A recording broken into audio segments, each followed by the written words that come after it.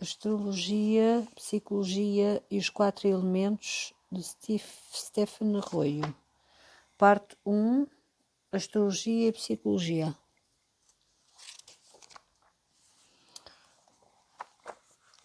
A ciência moderna e a psicologia de hoje. O fenómeno humano deve ser medido numa escala cósmica. Teilhard de Chardin. Assim como estamos passando por uma revolução mundial nas comunicações, nas formas sociais e nas relações internacionais, também vivemos uma revolução em nossas concepções acerca do homem e do universo. A roda da mudança nunca para e atualmente parecemos estar no ponto crucial onde o velho ciclo de vida estará a terminar e as características iniciais do ciclo seguinte estão a começar a tomar forma. A ciência como um todo e a psicologia como uma disciplina independente devem ambas reagir a estas mudanças e às necessidades também em processo de mudança dos homens e das mulheres de hoje, de maneira criativa e receptiva. A maioria das pessoas ainda olha para a ciência e para os pretensos experts em busca de respostas para o nosso dilema moderno, com muita frequência. Porém, psicólogos, psiquiatras e outros especialistas que pretendem saber as respostas realmente têm muito pouco para oferecer ao homem comum.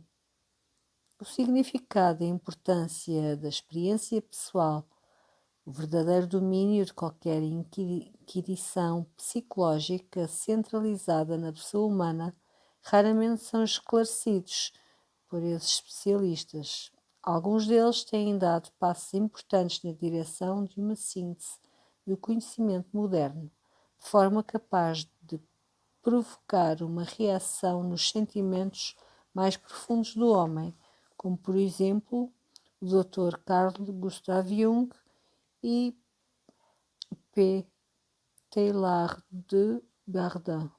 É comum, porém, até mesmo àqueles que entoam louvores aos elevados ideais da pesquisa em busca da verdade, simplificando a nossa concepção do mundo moderno e ajudando o nosso semelhante, recusarem-se a assumir riscos, preferindo permanecer enclausurados nas suas especialidades profissionais.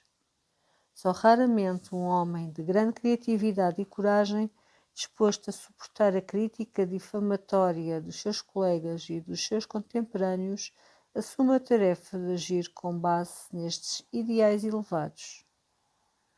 Na cultura ocidental de hoje, descobrimos que o homem está cada vez mais alienado de si e da sua cultura. Está fora de contacto com as suas raízes humanas fundamentais. Seus valores tradicionais e culturais estão falindo e estão a ser abandonados. O homem hoje tem uma forte necessidade de restabelecer o contacto com a essência da tradição humana e com o núcleo da sua vida psíquica, as quais transcendem tempo e lugar. Até onde eu sei, nenhuma teoria da personalidade nos domínios da psicologia conseguiu chegar a uma compreensão e a uma descrição do homem universal. Portanto, chegou a hora de olhar outras coisas, outras teorias, ideias e experiências que são válidas para qualquer ser humano. Esta é naturalmente uma incumbência difícil, mas uma sociedade global nasce e para que ela tenha um nascimento tranquilo, é bom pavimentarmos o caminho procurando compreender o que o homem realmente é. De que natureza é esta nova ordem mundial que está no horizonte? Huston Smith, em 1971, professor de filosofia da MIT e autor do livro The Religions of Man, declara: Há três grandes civilizações: ocidental, asiática, oriental, chinesa, e asiática sulina, indiana. Historicamente, nos seus períodos principais, cada uma delas se especializou em uma destas três áreas de problema: o Ocidente na natureza, a China nas relações sociais e a Índia nas relações psicológicas. Se a hipótese acima é verdadeira, cada civilização tem o dever de tomar lições das outras duas nas áreas que negligenciou. Da China, podemos tomar o respeito pela família, a atitude para com a velhice e com a esfera pessoal, como oposta ao império, isto é, uma lealdade maior para com a comunidade centralizada no lar. Da Índia, conforme observou Gordon Allport, das 4 metas reconhecidas do homem, isto é, prazer, sucesso mundano, dever e limitação e libertação, o Ocidente se preocupou quase que exclusivamente com as duas primeiras, dando pouca atenção ao dever e nenhuma à libertação. Também há o conceito de tipos humanos distintos que, embora aplicado abusivamente no sistema de castas indiano, assim mesmo é um critério válido. Segundo a nova civilização, será mais ecológica. Conforme foi observado acima, o Ocidente preocupou-se com a natureza. A China e a Índia preocuparam-se também, mas no espírito de Wordsworth, mais do que no de Galileu.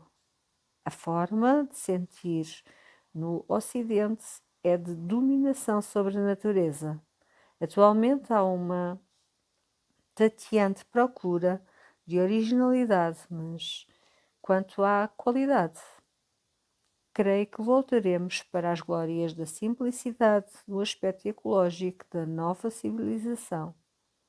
Minha terceira predição a respeito da nova civilização é que, quando o momento chegar, haverá uma orientação mais espiritual em relação ao mundo, enquanto no século XIX víamos a natureza como uma máquina, agora no século XX vemos-la como um organismo com menos determinismo e mais liberdade.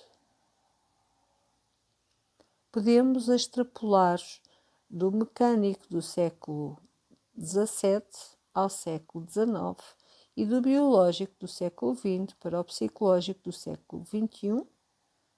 Finalmente estaremos entrando na nova civilização do mundo na mesma medida da nossa capacidade para alcançar um novo padrão de vida que seja alguma forma de síntese destas três ênfases das civilizações passadas: natureza, homem e personalidade. Hans Stossel, 1959, expressa as necessidades do homem moderno desta forma. Hoje em dia é essencial que se chegue a uma compreensão cósmica e espiritual mais profunda, e será gratificante saber que somente esta é a necessidade da nossa era e a exigência do nosso século. Este será o tempo em que o homem terá um conhecimento muito maior, não somente uma crença, de como unificar-se com o universo. Esta síntese, esta união do homem com o mundo natural e este sentimento de unidade com o universo que a astrologia pode oferecer como contribuição para a felicidade do homem moderno.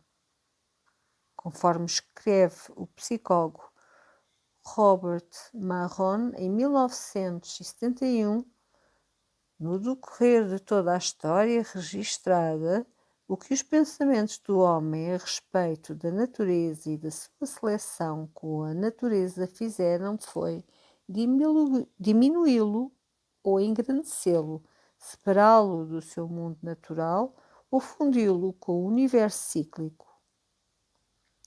O sentimento do homem moderno de separação do mundo natural e da sua falta de identidade com os cosmos explica uma vez que este é o Zeitgeist agora, porque a astrologia tem de ser provada antes de muitas pessoas queiram reconhecê-la como uma arte ou como uma ciência válida. Quase todas as culturas que conhecemos tiveram uma forma ou de outra de astrologia e não se pode atribuir isto ao facto de faltar a elas o esclarecimento moderno, mas antes ao seu senso imediato de unidade com o meio ambiente cósmico. Mais do que qualquer outra coisa, os preconceitos pseudocientíficos vulgares e a adesão de teorias científicas fora de moda, correntes entre cientistas atuantes, educadores e o público de modo geral, colocam-se no caminho de uma nova síntese de conhecimento e de uma nova esperança para o futuro do homem. Parece que os psicólogos mais académicos, em particular, estão a fazer exatamente aquilo que Robert Oppenheimer, em 1971, preveniu para que não fosse feito, isto é, estão a tentar moldar uma ciência da psicologia sobre uma física que já se tornou obsoleta. Se olharmos para os físicos modernos, veremos uma diversidade incrível e noções tais como antimatéria e indeterminância, cujas descrições soam mais como um relato místico de êxtase religioso do que como aquilo que estamos acostumados a esperar de um tratado científico. Ainda assim, com algumas poucas notáveis exceções, os pesquisadores no campo da psicologia continuam a operar como se fossem bioquímicos ou físicos. Portanto, embora os praticantes da astrologia possam de facto beneficiar-se com o conhecimento de certos critérios e processos de psicologia moderna, devem ter o cuidado de não subestimar a própria astrologia e superestimar a eficácia da psicologia atual nos seus esforços para chegar a um tipo de prática astrológica mais sofisticada e respeitável. Conforme declarou Carl Gustav Jung, obviamente a astrologia oferece muito para a psicologia, mas aquilo que esta última pode oferecer à sua irmã mais velha é menos óbvio. A ciência é um instrumento poderoso, como é a astrologia. O conhecimento que obtemos através destes métodos pode ser usado de duas formas: manipulação ou avaliação. Infelizmente, até agora, a ciência no Ocidente tem sido usada principalmente para a primeira, não só nas ciências físicas, mas também na psicologia. De acordo com o que escreve o físico e filósofo White, em 1954, a própria ciência poderia beneficiar-se com o reconhecimento mais amplo das preferências inconscientes que guiaram o seu desenvolvimento histórico e que ainda hoje persistem. É hora da ciência em geral e da astrologia e psicologia em particular fazerem um novo esforço em busca da verdade e compreensão, em vez de ficarem apenas colecionando fatos isolados. Embora a astrologia também tenha sido usada e possa ser usada para fins manipulativos, a sua combinação com as melhores revelações da psicologia pode nos oferecer um meio penetrante de fazermos uma avaliação mais profunda de nós mesmos, do universo e dos outros seres humanos. Embora alguns cientistas, inclusive psicólogos, expressem delicadamente a ideia de que há necessidade de abordagens novas e criativas para que a ciência progrida, eles mesmos, pela natureza das suas atitudes e pela sua identificação pessoal com a ciência, impedem o desenvolvimento de tais abordagens.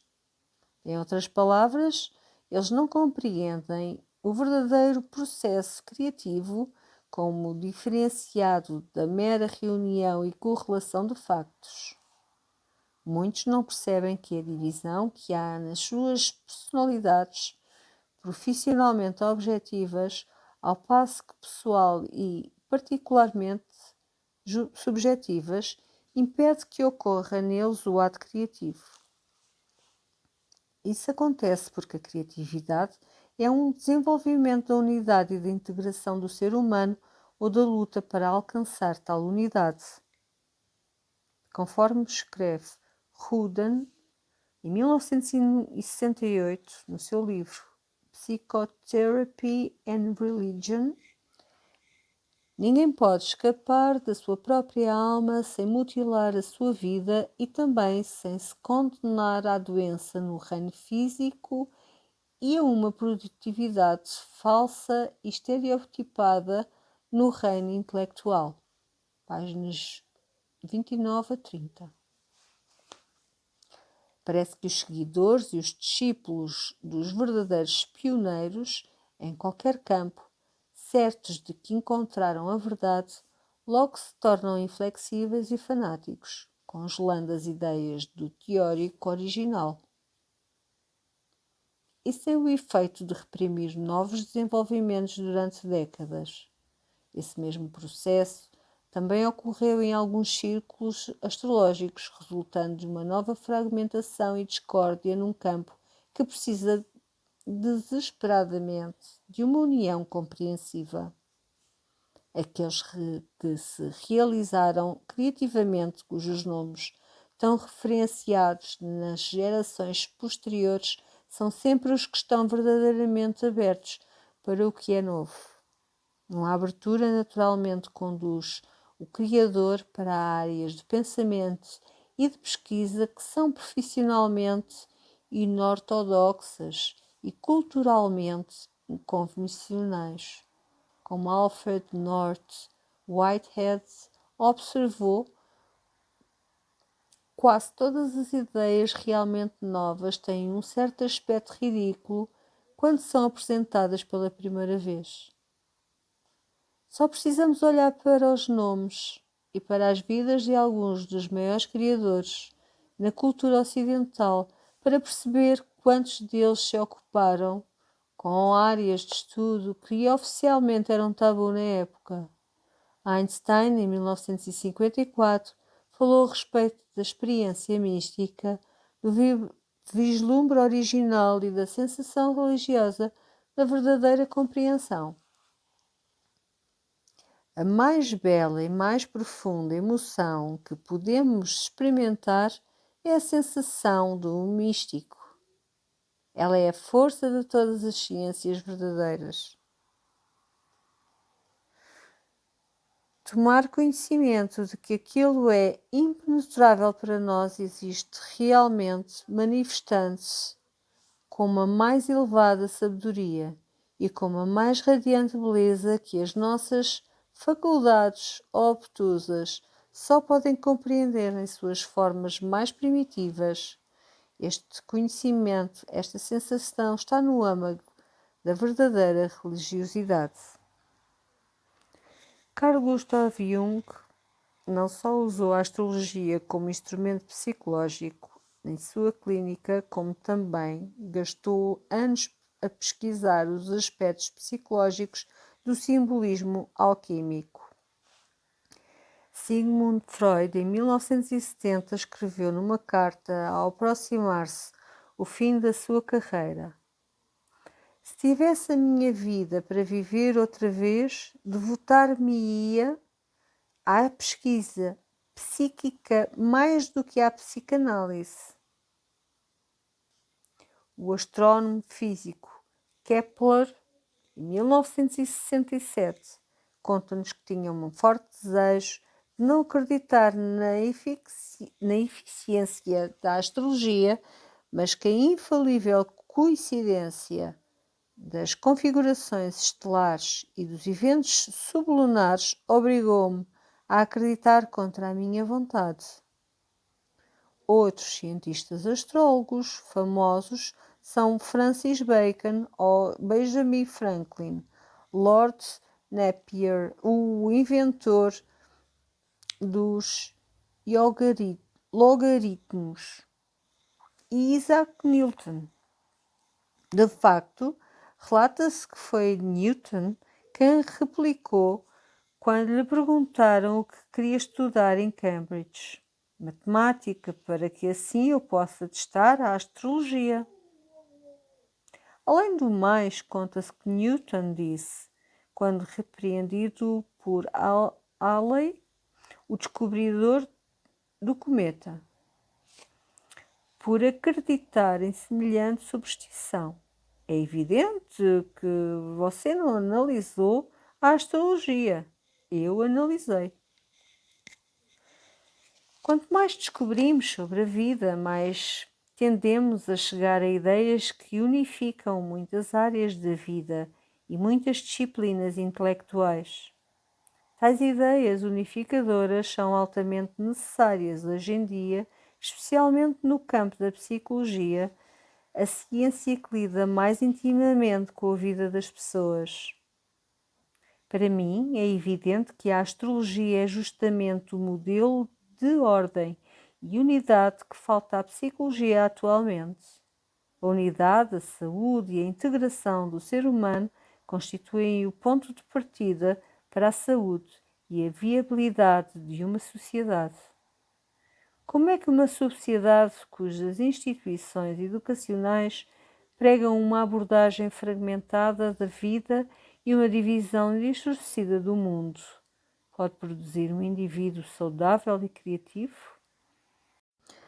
O que hoje é mais necessário, particularmente na instituição educacional, é uma inquirição meticulosa das nossas posições acerca da natureza do homem e do significado da existência.